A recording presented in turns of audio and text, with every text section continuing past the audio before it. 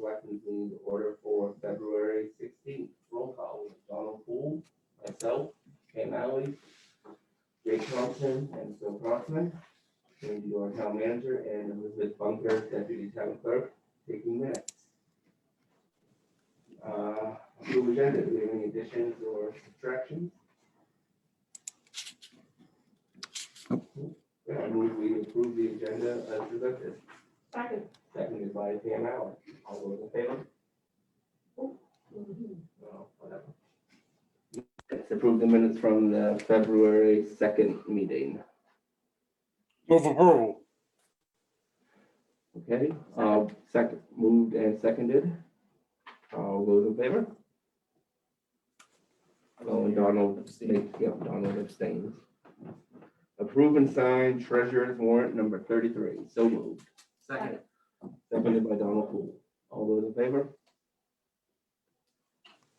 Okay, communications, beacon for sovereignty.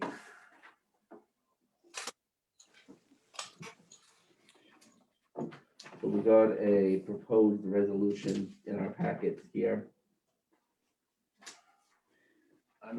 I suggest to, I'm not signing it. No,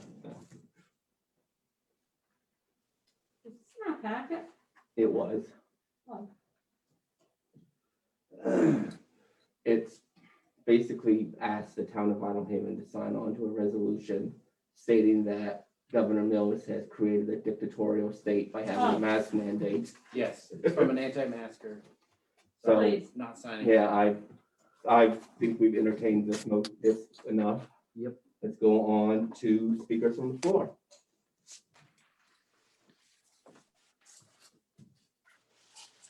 Anybody?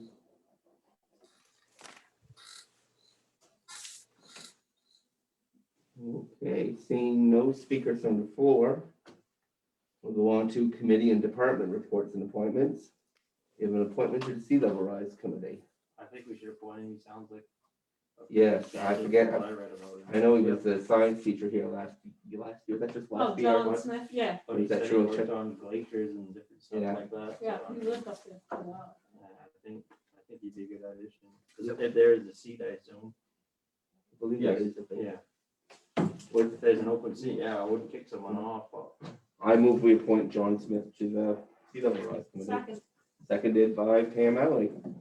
All those in favor? Okay, Broadband Committee.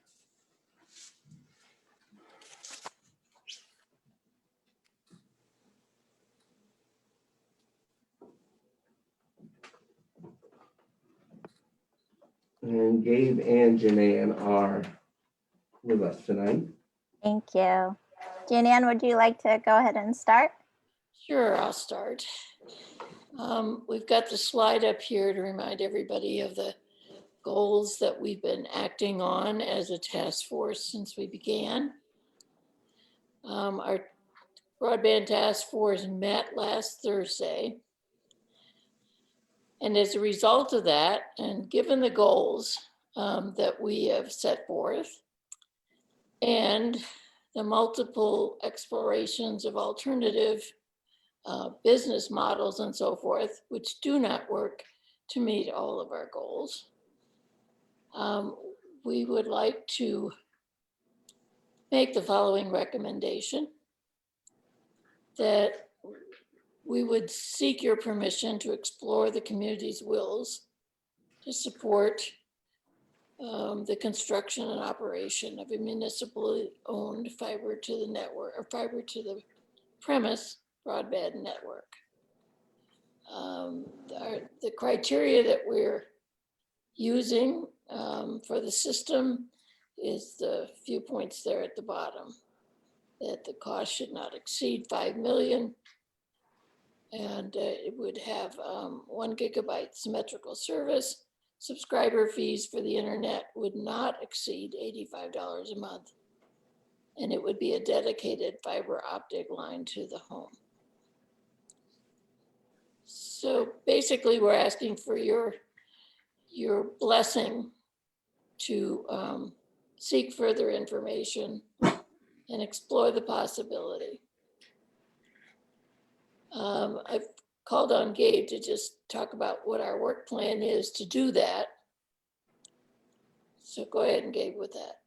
Thank you. So as you read, select board members, in your memo that was in the board packet, the broadband committee is really requesting not just to move forward with that, exploring the community's will for that, the first recommendation we made, but also that we do that through a community survey, and that we propose a question on the survey that essentially is asking the community if they will support that. I'll just jump back to that real quick so we can see that. So it would, a question would be framed to say, would you support, would you be willing to support this option?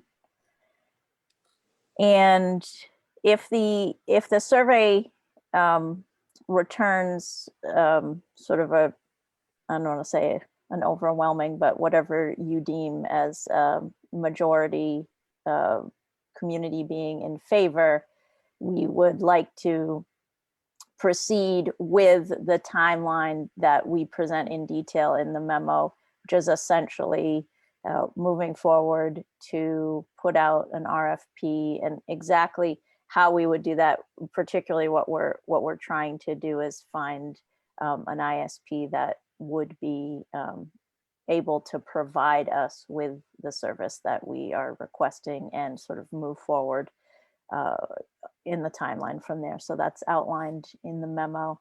If for whatever reason the survey comes back where the community is unwilling to support that option, then we would bring that result back to you and determine what our next steps would be. Would you recommend the committee pursue one of the other business models or ownership models that we've been exploring? So that's sort of what happens next. We would bring that question back to you. So those are the two recommendations that we had asked you to consider. And I think we just wanted to open it up for your questions, feedback. And I know both Eric and DW, who serve on the broadband committee, were at the meeting last Thursday. So before we do have a couple of clarifying questions that we included in the memo as well. But before we get to those, we just wanted to open it up and see if you had any thoughts or feedback for these two recommendations from the committee. Mr. Chair, Bill, yeah, I move that we endorse the committee's effort to determine the community's will and endorse the work plan as presented. I just have a question. Bill, How can you ever say something is future technology? How can you write that? I mean, 20 years ago, the stuff that's out now wasn't even thought of, so I just don't see how you can say something is future-proof technology. That seems like a very misleading part. That's one of the things I have trouble with is like, we don't know, no one knows what they're gonna come up with, so I just don't see how you can say this is the best that they've come up with to date, but it's not the best. I mean, I have trouble with that future-proof technology. Like, I mean, there's always something better that comes out, seems like. I mean, maybe this is gonna be the end all be all, but well, it's not like I hope not anyway. Hopefully in 20 But I years, know. hopefully 20 years from now, we can say we can do better. Yeah. Fiber to the premises, as we know it now, this is the best technology. It is. yeah, It but will it's not work. future-proof. No, you're correct. It's, no one knows for sure what will be out there in 20 years, but we do know that it will work 20 years from now.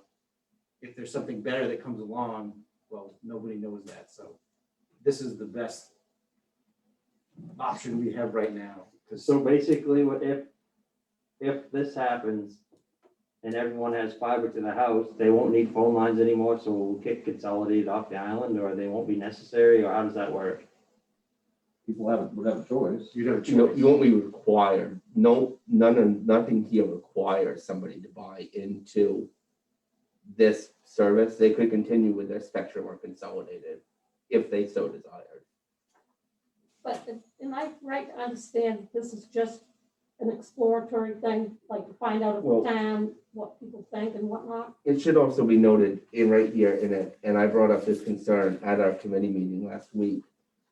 The committee is asking the board for, when the survey is returned, if a certain percentage, they're asking for us to put a number for a certain percentage of respondents who say they're in favor of the project, and for us to use that as a mandate, Mhm. which I It's wouldn't, Mm-mm. because, I would never want us to place such a, Oh, and, mandate, no. and I would also, It should be a pretty high number if it's a mandate, like Right. 85 or 90%. Right, because And I would also- 51-49. I wouldn't feel comfortable. and I also think it's important that, we look at who is the respondents to the survey. If it's largely seasonal residents, and for that matter, people that have moved here just in the last couple years that, maybe haven't fully understood, everything out here, that needs to be a consideration of this board, I feel like. Right. Phil, Yeah, I understand Jake's concerns and I understand what Pam's concerns too, but the motion, the whole thing, I think should be considered in two steps. And the first step is whether we're going to endorse the committee's efforts to determine whether there's a community will. And that's this first motion. Yeah. Because $85 a month could be quite a hefty price for a lot of households. Well, there are still a lot of details to iron out. But yes, part of this is we have to find out what the will is of the community. Right. If enough people don't want So to this do is it, then just- we're not going to You're do just it. asking for the survey now. Right, Right. that's the first step, and then if the will is there, then we would move forward with trying to select an RFP. potentially ISP. move forward. Potentially move forward with an ISP. Finding an ISP No. through the RFP. No, I think we absolutely should I have no problem go with, along with sending out a survey and Right. gauging public opinion, No, I just have but trouble with that future-proof technology statement. I mean, I have reservations about this project, and I serve on the committee, Well, I but mean, I think the project would be great, but the future-proof technology, in my mind, nothing is future-proof. Anything that's out there now, I assume in 5 or 10 years, there could be something better. Not necessarily saying there will be, but I don't know if that part is part of the survey or not, but If you read it though, it's the community's broadband goals. It's not like it's a goal. It's just, send out the survey and we'll see what happens. I guess. okay, so it's been moved and seconded. Is there any more discussion? Okay, all those in favor? And Phil is raising his hand, yes, as well. Okay. Fantastic. Great, so the question then becomes, and Eric pointed out the original questions that were in the broadband committee's meeting were basically posing to the select board. So we get a certain percentage of the community responding to this survey. How will we use those results? And I think just it would be good to be clear about like, what are we looking for a sample size? And to Eric's point, is there a certain demographic that we're looking for? Like, do we want a certain percentage or a certain number of year-round residents, a certain number of taxpayers, a certain percentage? And maybe we don't need to get that far into the weeds, but if we, we're going to try to get as many people as we can to take this survey, but it would just be good to sort of have us, even if you don't decide today, to really think about like what will make this survey valid in terms of, well, do we really take this answer as the community's will or not? So, DW, go ahead.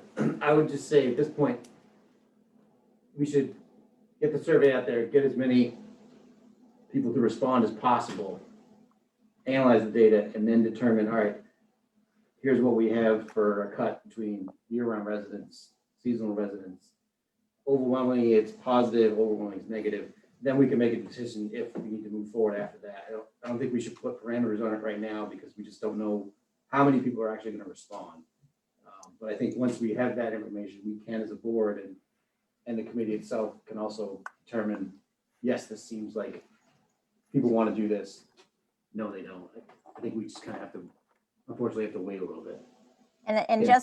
just to clarify too, the only thing it really impacts right now is the questions we ask. So like, if we want to know if someone is a year-round resident or a seasonal resident, we'd need to include that, as well as, do we want to know if someone owns property or if they don't own property?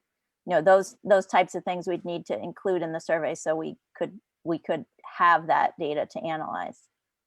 I would think that we need that. Yep. Second question especially, about paying taxes and all. We don't want all kinds of renters that, or I don't know who, I was thinking it was only gonna be the property tax owners, but you gotta send it to all the people on the you would. voter register or whatever, I'm Right. assuming. And just because you're not a property owner now doesn't mean you won't be in the future, so you still need the input from as many people as possible. You hear that, Eric? Oh, yeah, but I think we need to know if their property, if they're taxpayers, Seasonal, seasonal or non-seasonal, yeah. non-seasonal. I think those are two good questions to include. Yep, I think maybe we lost Phil, I'm not sure. It's purple. So yeah, go ahead with the survey, but I'm certainly not going to commit myself to any sort of number as far as percentage. Okay, so the goal really is just, as much of a sample size as we can possibly get, but to make sure we collect that data so we know basically who is responding to this survey. That's Right. very important. Yep. Okay.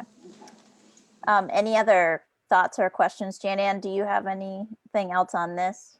No, I was just going to ask the board if they have any other criteria that they want us to seek as we're asking these questions. I would kind of be curious to see, you have it as up to 5 million, could you break it down, like, would you be interested if it was $1 million or like 1 to 3 and then 3 to 5 or whatever, like, some people have different appetites for how much It's money too the town has to, it's hard to say though now because you're talking about bonds and grants and, so it's like, how much money would you think the town should be willing to put up? Is it $1 million? I don't think people are gonna wanna put up $5 million for, just from the town if there's no grants available. I don't know how you would write that in, but that would be. Yeah, I think that would be like a maybe answer. And then if you answered maybe, then you have criteria that you could select from, like maybe if it were this amount, or if it were this amount. And you could select from the maybe options.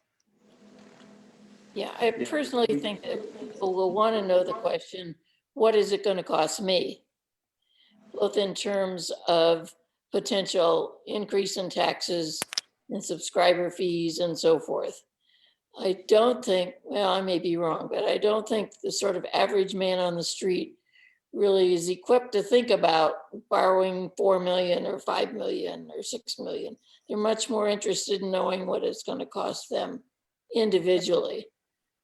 I think that's where we talked about actually saying, what the mill rate increase would be for, per 100,000 of valuation. So we could add that, like we have the up to $85 or no more than $85 a month subscriber fee. So we would need something sort of, to Jan-Ann's point, something sort of equivalent, but we can definitely work that out in the details of the survey. Yeah, I think that's important, yeah. Show mill rate implications based on that $100,000. Okay. Anything else on this? We just wanted to show one more slide. I think you're all set, go ahead. Okay, so just a reminder to folks that we do have a conversation tomorrow night at 6 p.m. If anyone, I can send out the invite link. If folks don't have it, just let me know. I can send it to you. It's also on the town website. On the homepage, you'll see broadband in a couple of places. Just click on that and you'll see the registration link for this conversation. This is our fourth conversation. This is going to be with Walt Smith, who led the effort to form an LLC for an investor-owned broadband system on Cliff Island, which is a really tiny island, but also in the community of Lyme, New Hampshire, which is slightly more equivalent. Its population 2,000 with 800 locations or 800 hookups. So that will be an interesting conversation, just looking at a different ownership model. Anything else, Jan-Ann? No, I believe that's it. All We right, got our walking papers. We'll get to work. Thank you very much. both. Thank thank you guys. Okay, Waste Watchers Swap Shop Committee. So yes, Pat here. You got the packet from Andy? I'm assuming, I don't know whether you've read what we've put together, but there's the budget. Our thought is that Amy Lear and I would volunteer to manage it, to get it on its feet. And hopefully then volunteers would come along, but we'd have it organized. I think the big, so there's two big things to talk about tonight. One is, where can it be? And the other is to assure you that I think we do not need to be as rigorous about collecting names of donors and money and stuff, because when it's well managed, everything's going to go to Goodwill. It's not going to be stuff going into demo. It's not going to be a bucket load or hauling muddy clothes off the floor and throwing them into demo. It'll be a different process, because everything that Goodwill takes, they will take from us, and that's been confirmed. So there's not much. It's more a matter of, if we can't move it to our citizens, we can move it to the mainland. And so guessing in our budget here, the big expense annual would be paying somebody's ferry ticket to take a truckload over to Goodwill. Hopefully we could work that out with someone going to get manure for if we can figure out how to put it in the same truck cleanly, but somebody who's making a trip anyway, so that there's no extra cost. But I don't see that there's much cost. And so then that leaves the big question is where to put it. And Andy, a while ago, had the really good idea of putting it at Public Works, at least to get it started after they move out in the spring. And there's the little building that's attached that would be lovely spot, except that it's got a leak. And I'm not going to start in a place that's muddy and wet and crummy, and that's the whole point of this, is to make it a more attractive and appealing place to both visit and deposit things. So there's the question. So the question for you tonight is whether you would accept the general move that we're working towards, and would you investigate repairing that leak at the Public Works building? I think that's the two things for tonight. The general, is this a good approach that we're taking? Is this okay with you? And two, will you look into repairing the leak at the Public Works building? I'm in favor of both. I mean, whatever the leak is, that can't take too much effect, and Needs to be addressed either way, right? And I'm assuming that we're gonna save money with this $2,000 in boat tickets if we were paying for 4 or 5 demo trailers a year anyway. Yeah, I mean, this is gonna be a savings, actually. I'm assuming that, like Eric said, the repair isn't gonna be tens of thousands of dollars. It's gonna be something that's probably a couple of shingles that need to be replaced or something like that. a couple shingles and a couple nails, I don't know. I think Andy thought that you have to put it out to bid to get somebody to, do I have that right, Andy? That that it's really a pain to get something fixed, because you don't have anybody on staff that's like, okay, go fix the roof, because it would have been fixed by now. I think it's been a problem for the Public Works crew. I mean, I just don't want to make light of it. I think that they've got things that are in there that are rusting because there's water running on it. So if it was easy to fix, it seems like it would have been done by now, but I don't know that. Andy, any Like, I mean, We'll look into it. We Yeah. don't know exactly what's causing it. That addition, I think, was put on, and might not have copper flashing or something. The water's kind of coming in, Yeah. you know, where that building at the bottom where the sill is, just kind of flowing there. Right. So it could be something as simple as better flashing. It could be more, I don't know. So someone can get up there and actually look at it. Yeah, if you could, just look at, I mean, let us know. But yeah, if it's a real simple fix, just go ahead and fix, and regardless of whether or not the swap shop goes there. Yeah. You know, it's our building then, if the leaky roof, fix it. But yeah, as far as the swap shop going, I think that's a great idea. Yep. You have a great work plan here, you know, and, you know, everything's laid out very well.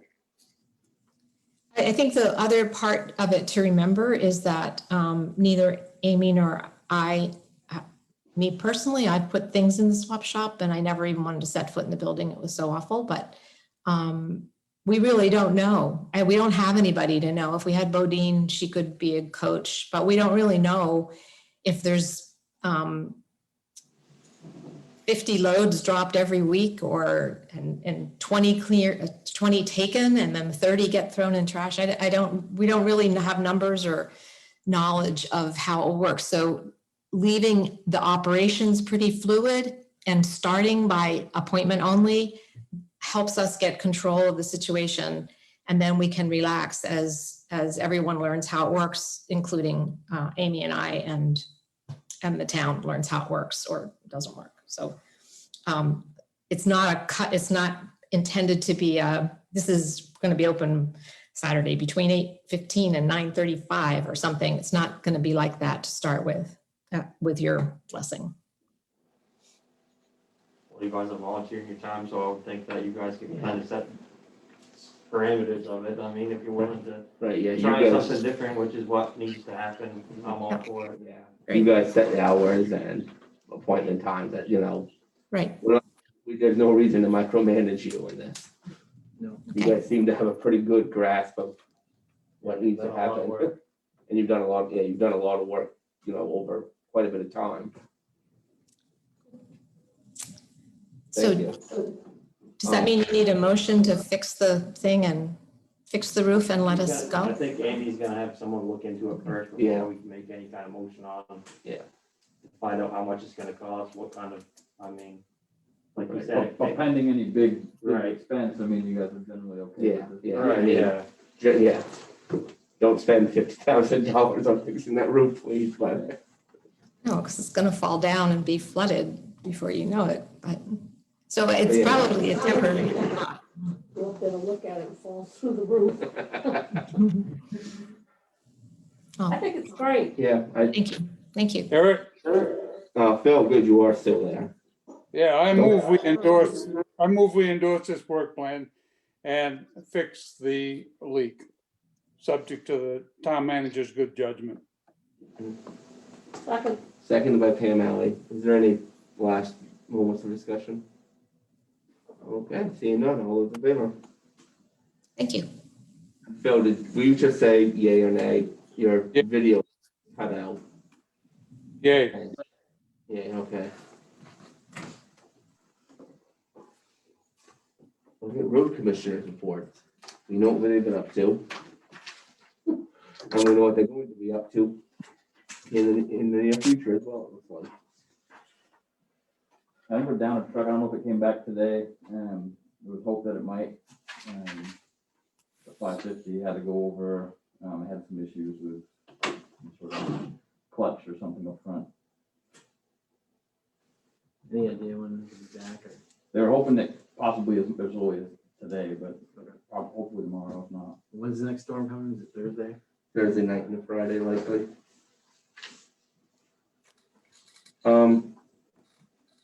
I've noticed there are still some patches of sidewalks in various places. There are a lot of like frozen snow, so, you know, as it warms up, it looks like the next couple of days will be warmer anyway, enough that they can get out and start breaking it up anyway.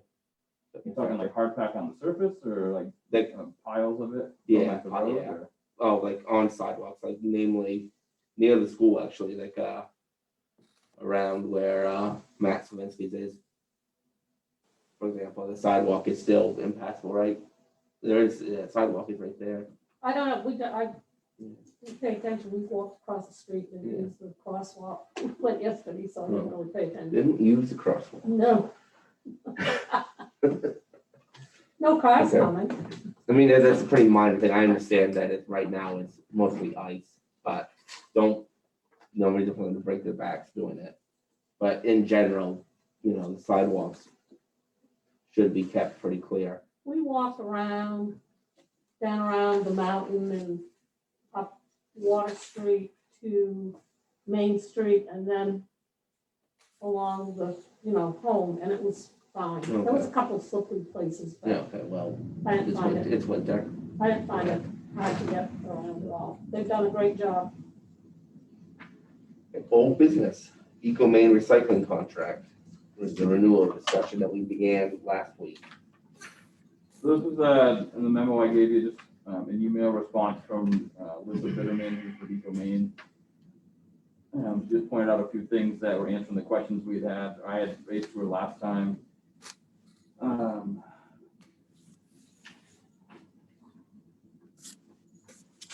So while the price is going up to 95 per ton, if we go in on that revenue cost share, she gave us a kind of a breakdown of what was generated for revenue for the company for the last 3 years or 2 years and so far this year. So with that, it puts us down within $5 or $10 of what the solid waste fees are. I'd mentioned to Eric before the meeting that the solid waste fees are where they're at now, mostly due to our renewal with the company we were engaged with, and I believe those prices would have been higher had we not renewed. So I think the recycling prices at today's rate for municipal solid waste probably at or even below, but it is going to be about or just above what we pay to our contract. So, since I wasn't here last time, what are we paying now for recycling? It varies depending on this revenue cost share, anywhere from $40 a ton to $65 a ton. So they're basically asking to about double it. So when you take that cost share into account, it was 55 plus or minus. Now we're going to 95 plus or minus. And then also, she says in here that it's very unlikely that a municipality have to pay above $95. But then in the first letter, it says $95 per ton plus an annual CPI increase not to exceed 7%. So if they next year come back to us, it's going to be more than $95 already. So she's already said in her letter that it won't go above that. So I'm not following. So she's saying it won't go above 95 after the cost share or the revenue share? No, we can go in at a fixed price. I think $125. 145. 145, yeah. But that also has an annual CPI increase. Right. I mean, there's cost increases in any of our contracts for this kind of stuff. I mean, solid. I think waste management's built in. I think either 3 or 5%. I can't remember which. Each year. So the annual increases, are par for the course. So you can go in at $95 per ton with the revenue cost share, or you can go on the flat rate. I mean, the last couple of years, we've generated about 100 to 120 tons of recyclables. And when you put the $20 a ton difference that it might be if we get the full revenue cost share there, it's not a lot of money. Again, when you put the rate for recycling per ton next to the solid waste for recycling per ton, it's going to be about the same. The difference is you're putting it in the waste diversion method that we've kind of set the ball in motion to try and do. That state statute requires that we try to aim to do. So there's that. But yeah, I mean, that's the way the market's going right now. And when we put out the bid for solid waste in a couple of years, we'll see what those numbers look like. So so our contract is up. For recycling, yeah. So it's not them coming back and trying to renegotiate an existing agreement. This is just the new, all right. We have to decide if we want to recycle or if we just want to throw everything in the trash. That's basically what it boils down to, isn't it? Yeah. Said it all. Hmm? Nothing. So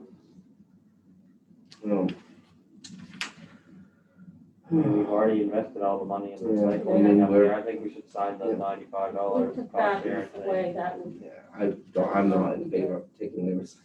No, I agree. I don't want to, it's just, It's, Hopefully in the it's not, future it's not the that- money saving option we were hoping was going. right, that's, like, we just signed this with them a couple years ago, and now all of a sudden, we thought we were saving, it's all gone.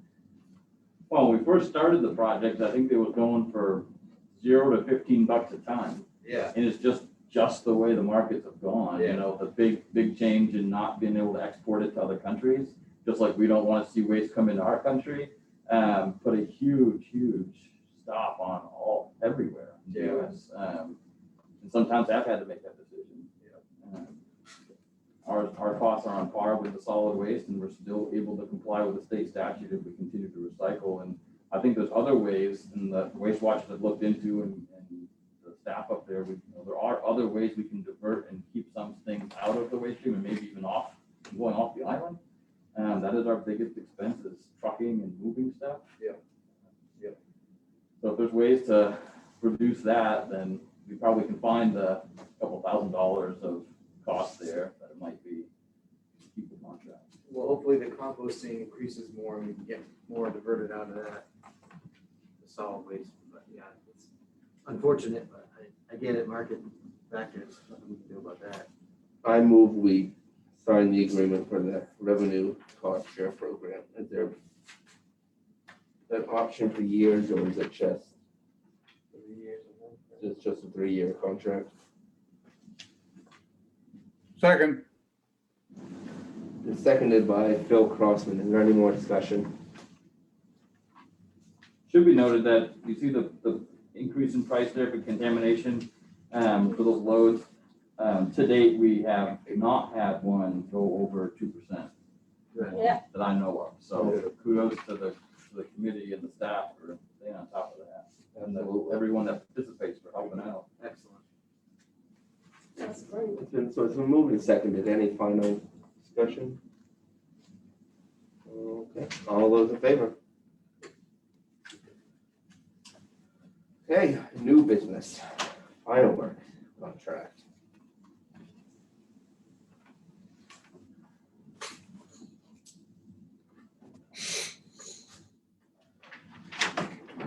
We're acting under the assumption that we'll be allowed to have fun next summer.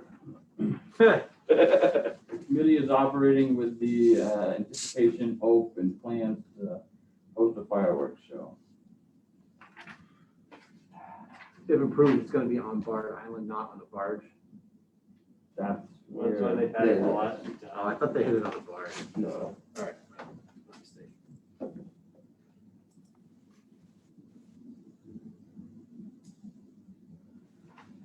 So they have the money, I assume. they've, donations submitted to the town, I think were 12, 15, either 1,200 or maybe 1,500, I can't off the top of my head. And the town, we've appropriated $6,000 so far for that reserve in the last 2 fiscal years. So that puts it pretty close to what's needed. And see how the budget, I don't think if the budget appropriation continues, it should be fine. If their donations continue to come in, then I don't think it'll be an issue. When does this have to be paid by? We just put a deposit down, the $500 deposit. I don't remember.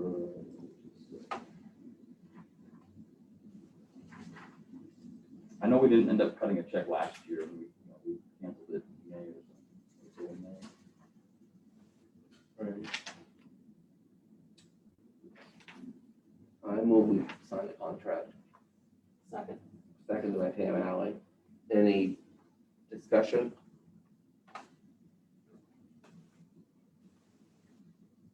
Okay, seeing none, all those in favor?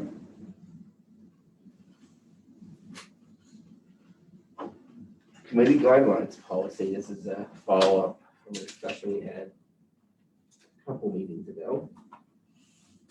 Looks like committee members have had a chance to look this over.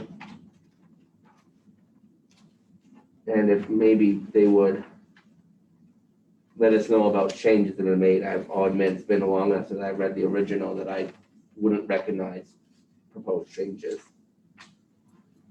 I did not do a track changes, and I apologize for that. Essentially the changes that I received were from Phil. So, and they were slight language changes. And then the only other change was to the policy. I think it was the final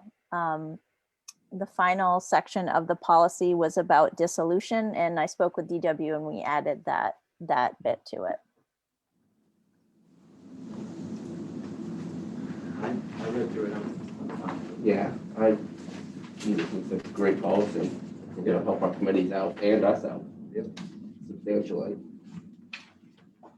I move we approve the policy for committees, Second.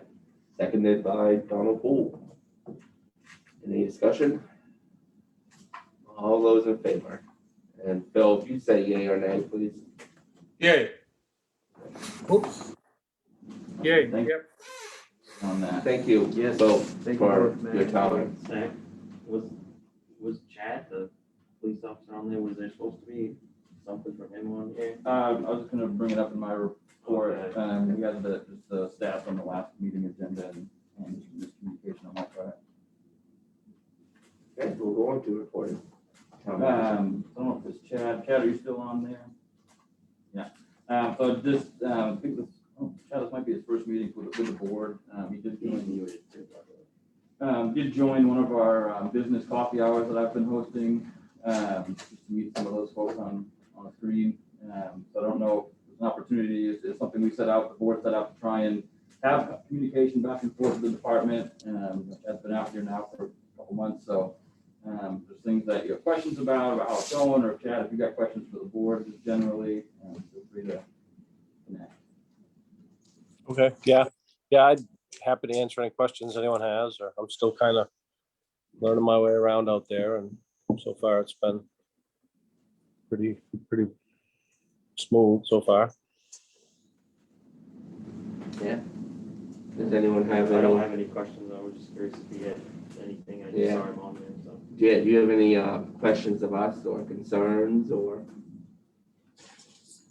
No concerns. This is good. If I can just kind of listen into these meetings once in a while, we can kind of throw thoughts back and forth. I know there's no garage right now out there. I know just some of the things I've been seeing, a lot of, inspections, and I think maybe some of the registrations are probably straightened out. I was seeing quite a lot of unregistered vehicles, but I think that's starting to curb itself because I'm not seeing as many of those, but there's definitely a lot of inspection violations there, but I know that there's no garage right now doing them, so kind of just trying to work with folks on that to get them into compliance when they can get to the mainland to get an inspection.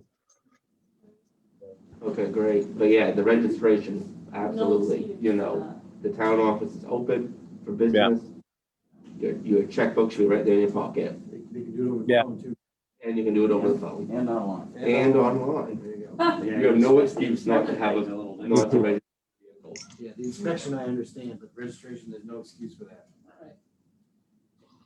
And your car has to be registered for the insurance to be. Right, the insurance should be up to Cover date. it. so you can Right, yeah, register if your vehicle is not registered, your insurance company is not going to be happy with you. it. Right. Okay, thank you very much, Chad.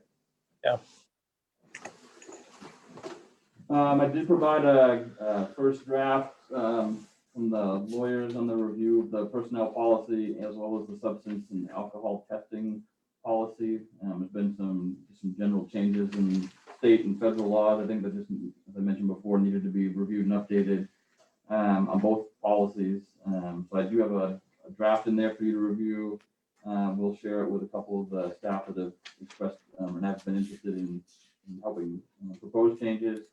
And if at the next meeting, if you want to come back with questions, if you have questions now, or if you want to come back with any proposed revisions. I just had one question on the substance policy where we test controlled substances tested. The first one is marijuana.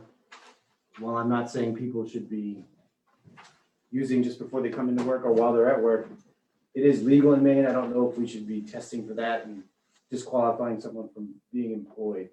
for something that is technically legal in the Yeah, state. but this is about CDL licenses, commercial I driving. wasn't sure, I was just asking that I question. think wasn't that, sure. I Yeah, think it's that just- has a federal thing behind it, so I think Okay. that's what, That's I was what gonna ask thought. the same thing, but I read it said CDL and I kind of looked into it and that's kind of a federal standard, so, Okay. so I think that, why that's it's- probably why that's still in there, cause it's not for the ladies in the office, it's for anyone that has the commercial driver's license, that's what Okay. CDL means, right? Am I reading this correctly? Andy? Yeah, the federal licensing of CDL require, I mean, that's part of the reason for wanting to make sure we're up to date on this stuff. Is Yep. There have been some substantial changes since Maine regulated recreational use, so. Yep.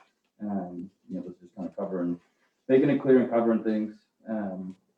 But yeah, I mean, regardless, and I think as you pointed out, and you were saying, regardless of who the employee is, you still can't obviously be impaired when you're at work, whether it's Correct. marijuana or alcohol or any other drug that impairs your ability to do your function. Yes, I was more concerned if someone's in their off time, they're allowed to do whatever they want legally.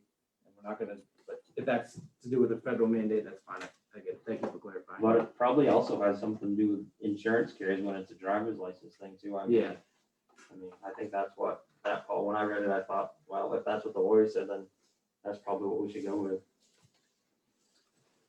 There was only one change in that anyway, wasn't there? In Yeah, that was pretty CDL minimal. It thing. was about reporting, Yeah. reporting to this new board or this new commission that was created last year. I didn't see a lot of changes in that, so as well, too. Right. The personnel policy got confusing on the vacation use piece. I didn't coherently spell out that there were like two kind of proposals for the lawyers to review. So kind of was blended into one when I did that, so I gotta separate that out better and Yeah, that was, there might be some questions. I was reading through that and I was getting confused. My mistake. No, I had two thoughts going there. One of them was, I don't know if the federal government continues to keep in place the two additional federal holidays that put in this past year, New Year's Eve and Christmas Eve. And whether or not we wanted to try and transition to more of like just a paid time off, PTO time, and take some of the holidays and use them a little more flexible, the staff use them a little more flex. And like be open on days like President's Day or Martin Luther King Day, where sometimes people are, or Indigenous People Day, some of those days people expect that we are open.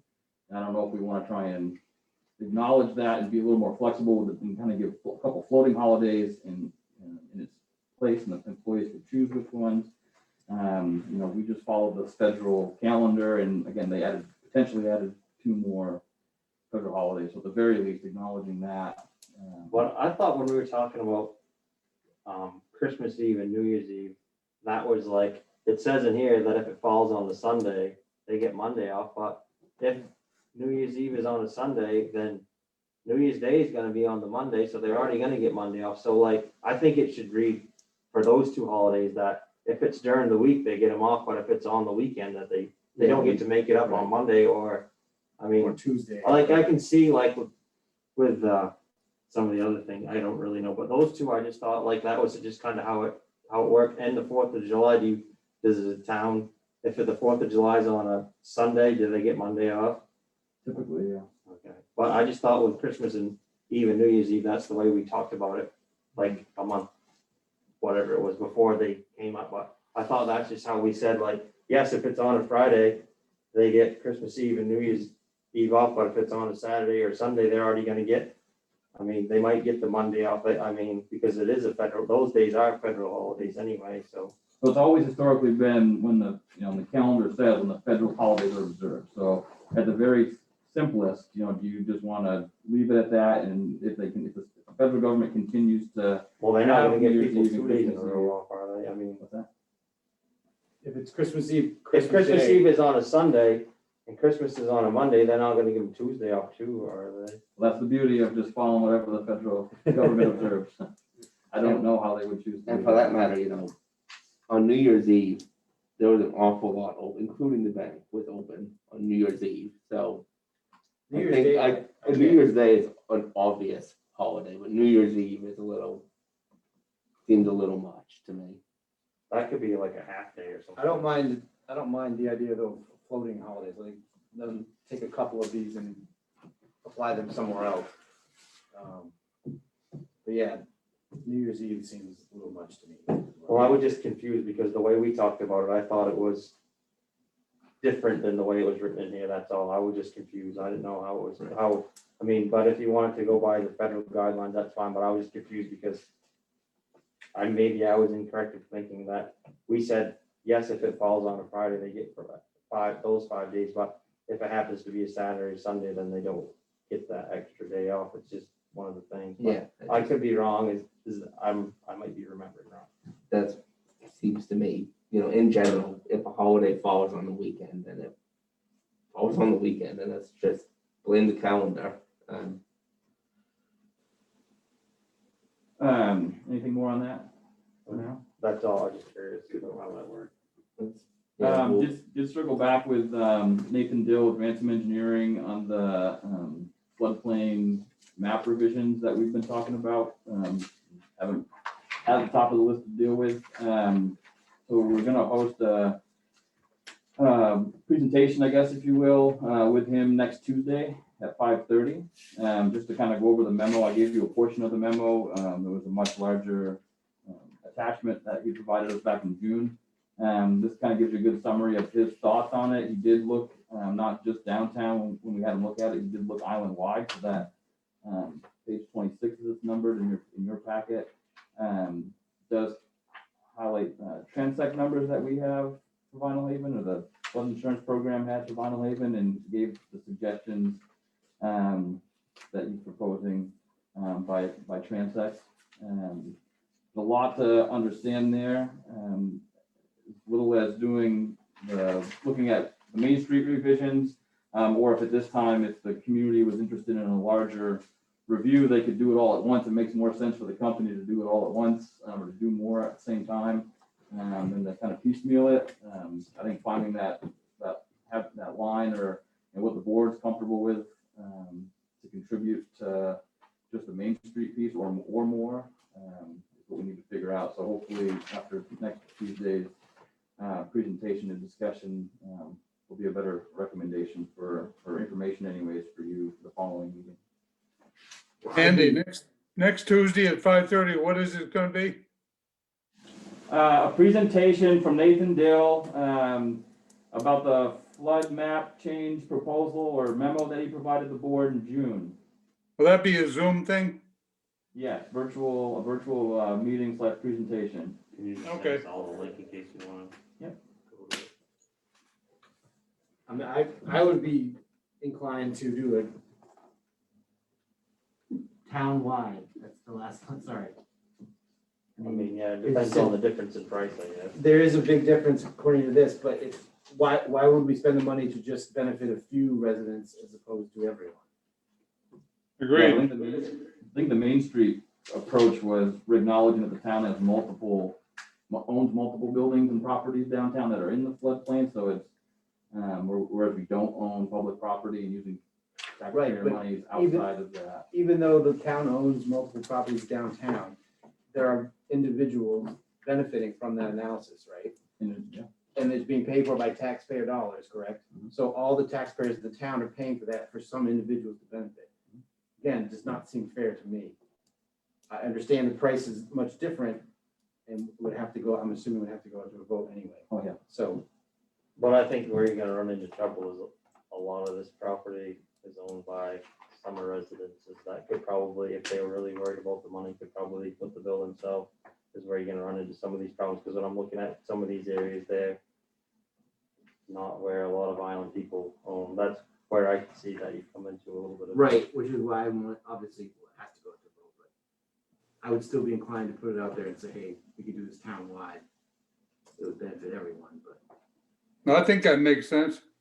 not everyone, I should say, but everyone who's in supposed flood zones right now. Budget books should be, I've started printing those, so they'll be available tomorrow, most of the way through the selectmen's, and I'll have the rest of them done tomorrow afternoon. We'll have a digital or PDF version of it available, on the Would you like my website. binder? What's that? Check my old binder from last year, If which you I meant still to have one, you return. can bring one in. I think we've got a couple with your name on it already. I brought in like 3 that I found in the Yeah, line. I've had that binder sitting on my coffee table Yeah, now. now if you want To bring it back to the town I'll office. run behind to see one of my Um, trucks. those should be coming out, tomorrow. The stuff Jake brought up at the last meeting, the other document you mentioned, I've sent a few emails in between, as I found some information out. MLA's provided a lot of good, information. The one-page, legal size one-pager on there's two different documents out there. There's the draft environmental impact statement and the proposed rule changes. Those comments are due in like March 1st. The other one is the biological opinion, which is required to be conducted. I think was the piece that was missing from the last set of changes, I believe. And so that's what nearly shut the fishery down last summer by not having that. So that's been drafted, that's presented, and comments are due for that at the end of this week. Did they get an extension? They were trying to get an extension to March 1st, so they both be the same time. I haven't. They were supposed to have a meeting tonight. I was supposed to have a LAC meeting at 4 today, but where the state house was closed, they pushed it till tomorrow.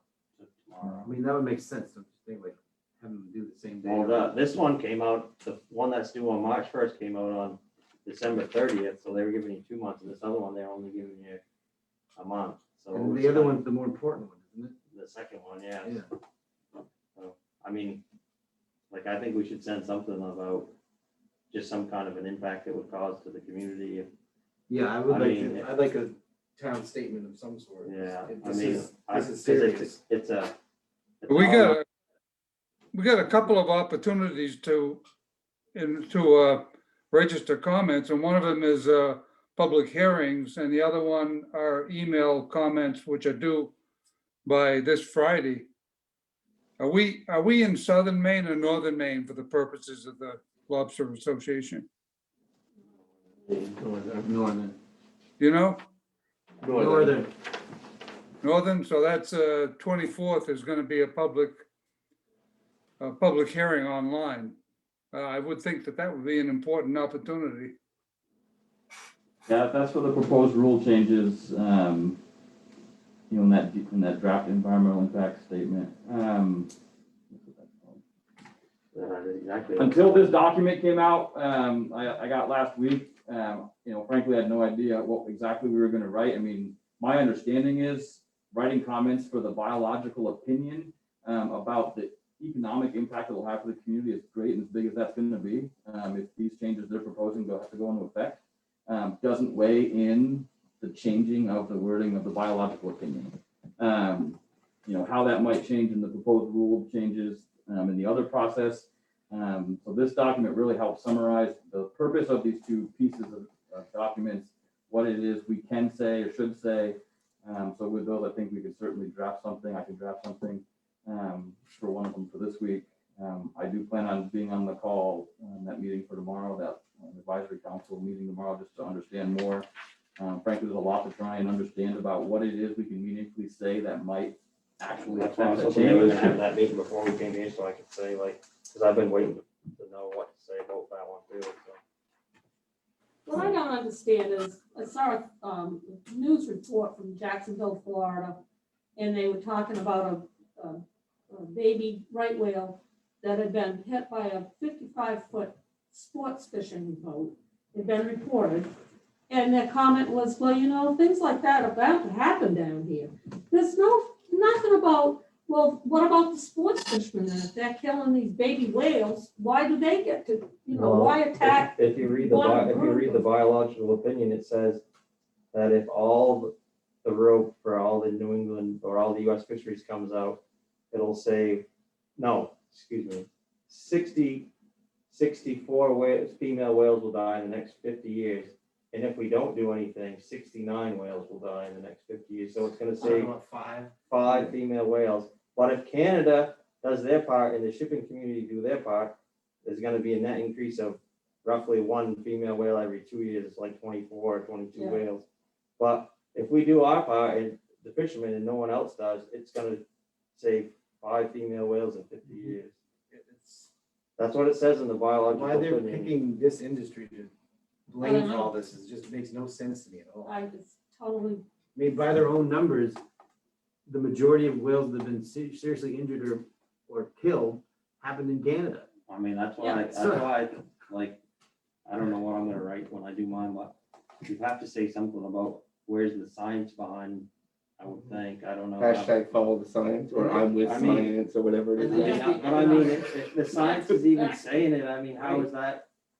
And there's been no like economic impact done, but it's like, I this is know. gonna impact an entire state's economy, like, I don't see Well, how. that's where I've been pushing on the state and Right. other partners involved to say, well, if this does happen, what is next for the state? They can't have the answer today, but to start those conversations, I mean, I mean, it's obviously huge. this detail here, it's, rough, we're talking 15,000 jobs, over $1 billion in revenue. I just, I don't understand how they can just I ignore mean, all like that. I said, like if we were actually had a problem, we would try and solve it, but we're trying to solve a problem that doesn't Doesn't exist. exist. That's Exactly. what I don't understand, like, Nobody does, Jake. I mean, I think we should say something as a town, since we're the second biggest lobster That's right. port on the state, we should at least say that we oppose it and that they should do something, at least put some more money into the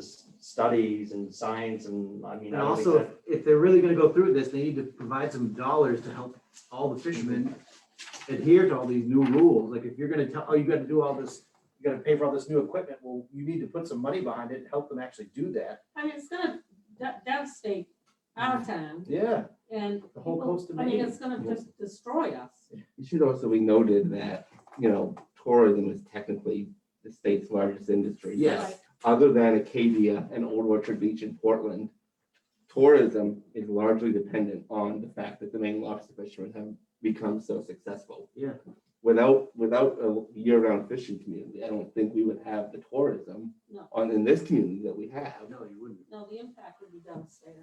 No, I realize tourism is the number one industry, but It's a lot of it has to do. is, yes, it's tied into that, as you mentioned, and Someone was this is asking me number what 2. they thought would happen to Vinalhaven. I said, well, like Alsboro and North Haven roughly have a third of the year-round population that we have, because that's all they can sustain on, because they don't have really year-round lobster in either of those places. I said, conceivably, that could happen on Vinalhaven, that the year-round population could drop by a half of what it is or more. yeah, at least they. I was just someone asked me and I was trying to figure out what might happen, and that might happen.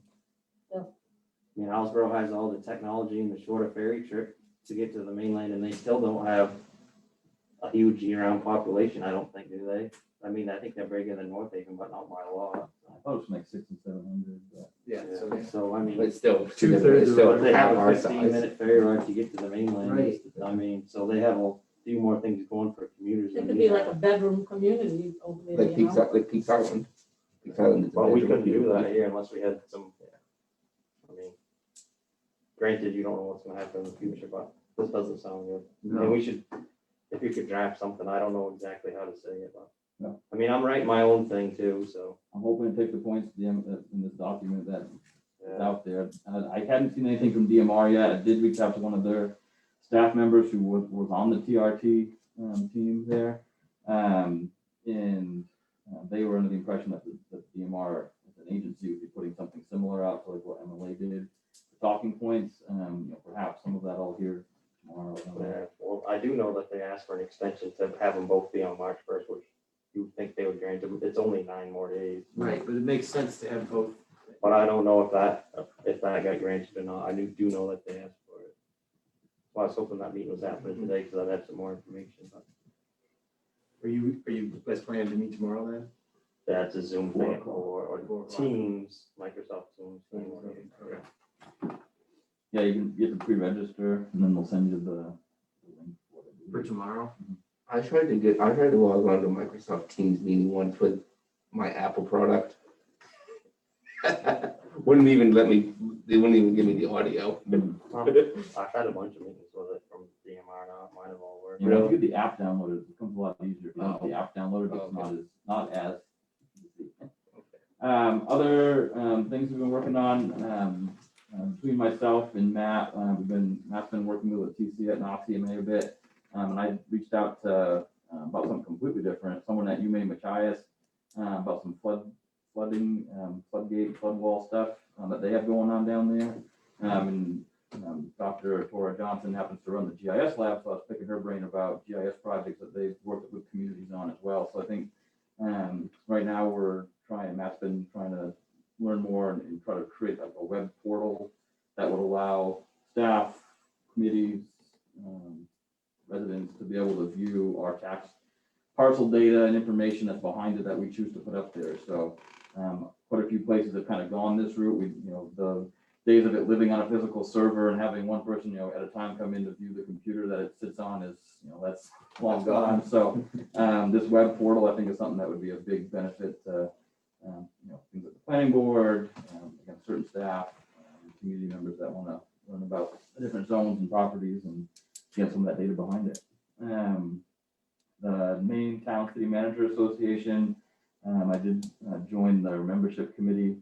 The first one I've been on for that organization. Doesn't require a lot of time. So far the meetings are just going to be virtual, so pretty mild in terms of time commitment. Have had a meeting with someone from McHead about the possibility and possible funding sources for our short-term workforce housing. I want to be careful when I say workforce housing.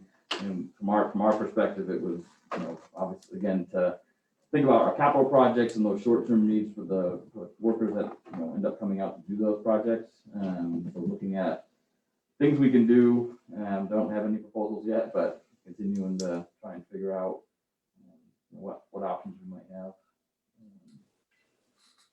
The ClearGov, Matt was on a call. I had another meeting at the same time, so I couldn't join it.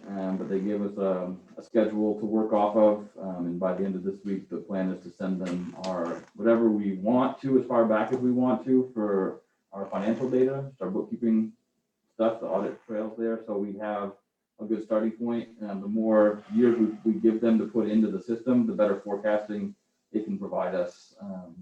So that's something that we're moving forward with, and by the end of March, I believe, we're expected to be able to start using the system. So that's moving along quick.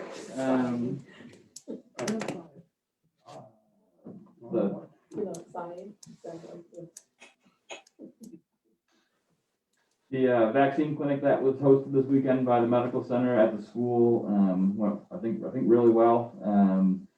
The fire and EMS were part of that effort as well. 110 doses were provided to the community, and as soon as the next shipment comes, I know the medical center is willing to, the volunteers are willing to be there. So just a matter of when the state's able to allocate those. But the thing about 10% of the town's population was provided the vaccine in one day. And there's still some rural parts of the state and health FQHCs that are still trying to get theirs, and smaller clinics. So it's great that they've been following that stuff. The medical center's really done a good job, I think, and there were some folks with the elder care services as well, making sure that rides were had for people that needed to get rides to the school. So it was a good effort all around. Do they foresee any issues getting a second round for the people who have already been vaccinated? My understanding is if you got the first one, that was the one to get. Once you got that one, my understanding is you're all but guaranteed to get the next one. Okay. That's But I'm my saying, does understanding. anyone know if the ferry crews have started their vaccinations yet? I don't think they were that high in the 1B category. How can they not be considered essential EMTs when they run the ferry? I just don't understand. So it's I don't know. The state put out its own vaccine plan, and I think it was the transportation workers in 1B-2 maybe. We're in the 1B-1 still. They're not the same as someone driving a plow truck. I just don't get it. So more rural areas are getting the vaccine slower because we are rural and they don't, I have friends who are 65 in a big city that have had both of their doses. In Maine. No, in another state. Yeah, I can't really speak to other states, but Maine. Well, I'm just wondering if has its own plan and. Because we are more rural, like a bigger state with more This heavier is warp pop- speed, Pam. Right, It could be, I mean, all I can speak to, it's hard to compare one state to Maine, any other state to Maine and Maine's plan. I don't know what those other states' plans look like, and some states probably didn't set out the multi-tiers, all the tiers that Maine did. I mean, and it's less about saying you're essential, you're not essential. It's, you know, they deem everyone, as far as I can see, as essential, and they still have to prioritize because they're only getting X number of doses. And so they've got 1A, which those were the first responders, healthcare providers. Then it was 1B, A through C, if you will, 1 through 3, underneath 1B. But personally, on Vinalhaven, I would rather see the ferry crew vaccinated before some of the volunteer firefighters, because I mean, I realize that they're all essential, but the ferry crew might, if they get sick, it might really screw up the island. Will they come in contact with more people? yeah, I know, it seems I like. mean, they- I understand why they're doing it that way. I just think that the state should have looked at, Well, with this next round of stimulus, there should be also be an increase in vaccination distribution and all that. So hopefully we can get this done sooner rather than later. Yeah. Vaccinate me. I don't know if you want to entertain, but there was a question that I know had been asked in the comments. I don't know if it's still on or not. I don't know if you want to entertain go entertain the speakers out of order now. I feel like I gave a pretty fair amount of time for speakers on the floor. And also I think everyone had an opportunity while we were discussing individual bullet points to ask the question, unless the board feels differently. No, Okay, when well, you asked for, Discussion speakers and- from the floor, we waited for yeah, I feel a like bit. we gave enough time for people to comment at the appropriate time. So we're going to report of members. I have a question. Andy, has anything been done about reforming the housing committee?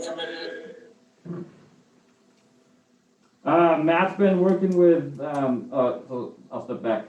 Gabe, Matt, and myself met with Ellen Ellis often a couple weeks ago now. I think it was right after our last meeting.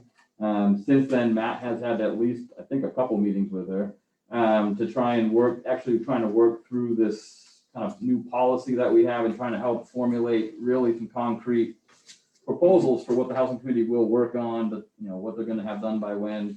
Try and work through some of those more tangible things that committee could work on. Matt, do you want to say anything more to that?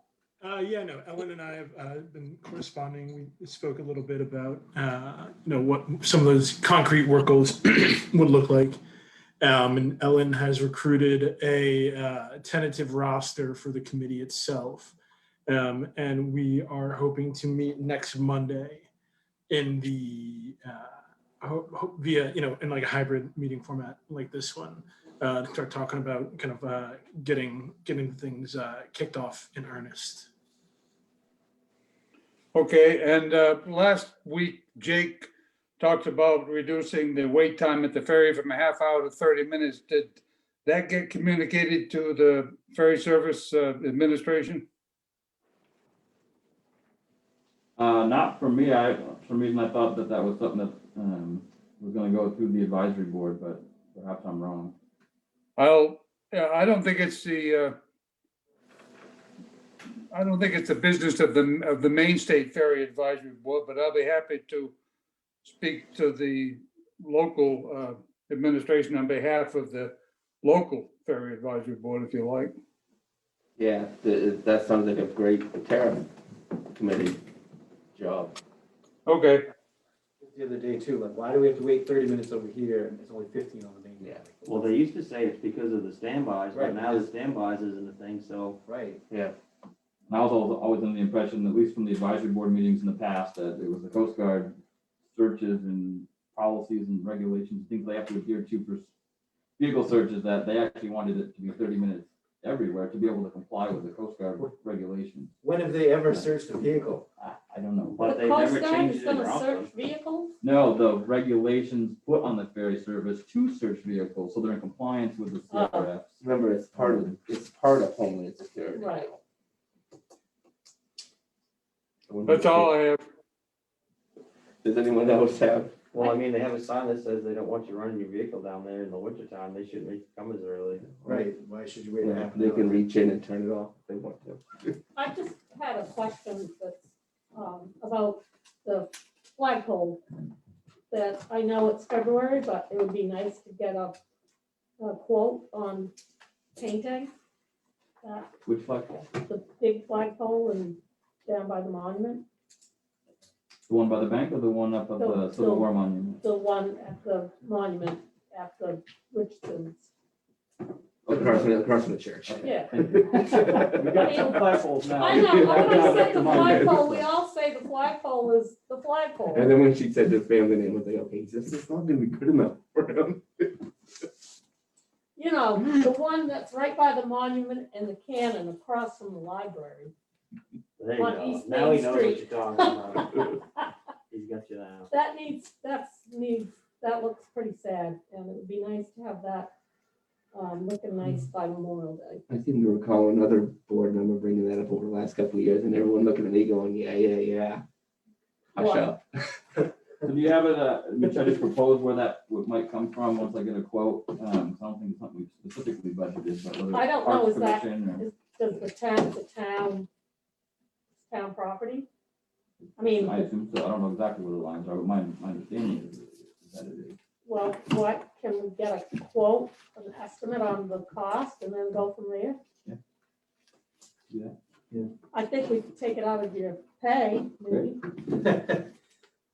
Well, the selectmen could certainly give up their stipend. Yes, I don't think we that'll be could all enough. give up our That stipends. won't be enough. And that Well, might paint 50 feet of it. So you're It's gonna have just to have sad some to sort see of it a get lift so, to do it. I in don't such think it hard goes shape, down, you does know. it? Yeah. there's no, I think they've taken it down in years past. Or it oh, does, yeah, it does Yeah. fold down so long. yeah, that's where you see it goes into the second piece. I think Dave Moyer might have, I don't know if that's fiberglass or if he fiberglassed it, I don't know, maybe Dave might be the go-to person on that one. Yeah, if it was fiberglass, I'm sure it was probably him. Okay, anything else under report of members? Okay, I move we adjourn. Second. Second by everybody. All those in favor? Thank you all for coming. Have a good evening.